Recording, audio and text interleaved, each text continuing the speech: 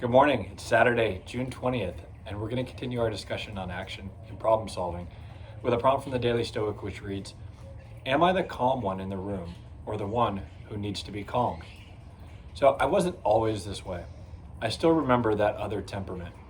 I guess that's not too surprising considering it wasn't that long ago. I remember that temper, the person who was quick to react. I remember the often faulty verbal filter that permitted me to say things that I would immediately wish that I could take back. I remember feelings of anxiety so powerful and disruptive that at times I'd need to seek shelter in a public restroom just to allow that moment to pass over me. I remember countless nights spent frustratingly and futilely battling insomnia as I was unable to shut off my preoccupied thoughts and allow sleep to take over. I remember anger that was as quick to ignite as the striking of a match.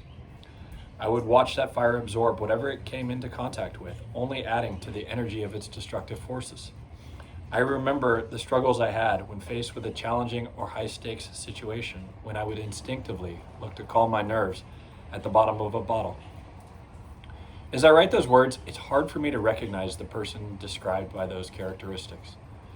The contrast in my demeanor and how I carry myself between now and then is staggering. But that transition didn't happen overnight.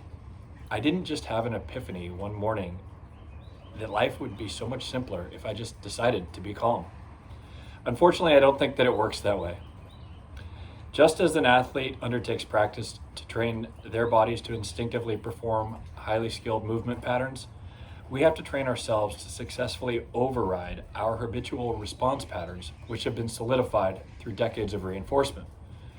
There's a lot of trial and error, especially at the beginning, and it's maddeningly easy to revert back to our old ways.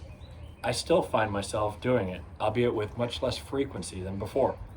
And at those times, just like in the early days, I have to stop and reflect after the fact how I could have handled a situation differently, so the next time I'm better prepared. But over time, calmness becomes the default temperament. You pick up tricks and learn to wield tools along the way that allow you to maintain that inner peace, that equanimity, that resolve, and resolute anchoring. You begin to appreciate and highly value the unshakable stability you know you now possess. In a discussion with my mom recently, she reflected approvingly on her measured and diffused response to a day filled with events that one after another would have rattled an earlier version of herself. After I listened proudly to her story, thinking about just how far she's come, I said to her, "It's kind of like a superpower." And at the time I was thinking of all the benefits that her calm demeanor contributed to the outcome of the situation. However, if the maxim "calm is contagious" is true, then through my own experience, I've seen the opposite holds as well. We decide which superpower we want to characterize ourselves. Do we want to be the person who is the reassuring force in the room when things start to fall apart?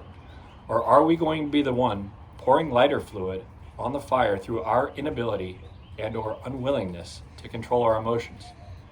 While we certainly can't assert direct control over other people's responses to difficult and unpleasant situations, we can take pride in leading by example, in letting our calmness radiate throughout our surrounding vicinity, and in knowing that our steadiness under fire is improving not just our own position, but those of everyone else around us too. Hope you have a great day. Bye.